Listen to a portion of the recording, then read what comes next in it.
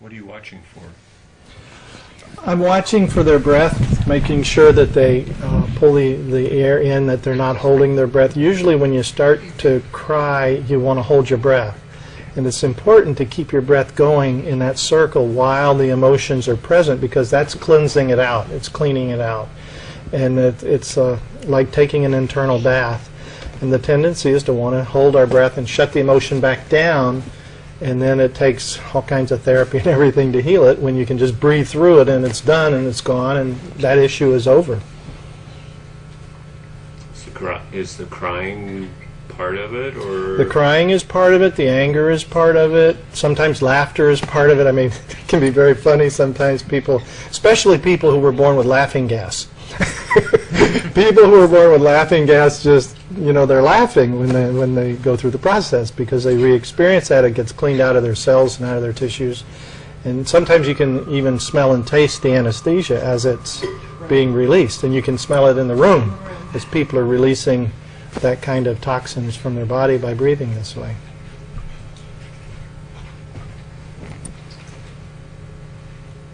Do you think I don't need to do full interviews, I only have a couple. In probably a year. I've been getting wet rebirth, but I've been getting wet rebirth for the past year. So now, and nothing really was coming up in the wet rebirthing. So now during the dry rebirthing, a lot of stuff came up. How'd you feel afterwards of this session? Today, I felt joy. Felt very happy. Why? Well, I have a lot of problems, a lot of situations in my life right now that are not joyous, and I got it all out. I breathed. The thing that I love about rebirthing is that no matter what happens, every day you take on stress. Every single day you take on stress. Whatever your circumstances in life are, whether everything's wonderful or whether everything really stinks. You take on stress, you take on a load. And when you rebirth, no matter what your circumstances are, it's all gone. You take the garbage out and it's gone. It's disappeared. What were you saying about your accident and what your hands were doing while you were rebirthing? They were, my fingers were twitching. And when I was in the car accident, I was a passenger. And we were rear-ended by a drunk driver who left us in the ditch. And so basically I had no control over the entire situation. I didn't want to go with my friend that night. I didn't want to be there. She talked me into going with her. My daughter and I were passengers in the vehicle. And what I was saying is that it was almost as if in the back of my brain I wished I had been the one driving, so that I could have been in control, so that it would have been my fault rather than so that I would have been responsible, instead of in the back of my brain thinking it's my friend's fault who was driving, it's the man who hit us who's driving, it's his fault, so that I could have some control over what happened. The question. How long ago was that?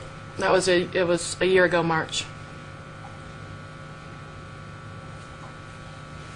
You were saying, we were talking about crying and why you were still crying. My impression was, you go through your 10 sessions and you're whole. Well, but see, life goes on. I've done my 10 sessions. I've done a lot of work on myself. My children and I have all done a lot of work. Meaning we've talked, we've done seminars, we've done workshops. We're very educated people. But life goes on. I was in a car accident, and I haven't been able to work in over a year. I had to go on Medicaid. I've never been on public assistance before in my life, and it is not the thing to be on. They don't make it easy for you. And my life seems not to be in my hands right now. And so I have to remember that it's in God's hands, or a higher power, whoever you want to call it. And that's very hard to remember when you have pain every day. Why'd you allow us to videotape this? I mean, you're putting yourself in such a vulnerable position for I'll strangers. tell you why. Because I have a 15-year-old boy, and I have a 13-year-old girl. And way back when, rebirthing was just a real cult thing to do. It was weird. The people who were doing it were really weird. They were wearing, wraparound skirts and beads, and And yeah, they were weird. It was not the mainstream thing to do. But I raised my children being rebirthed. They've been rebirthed all our lives, all their lives. They've been rebirthed from birth.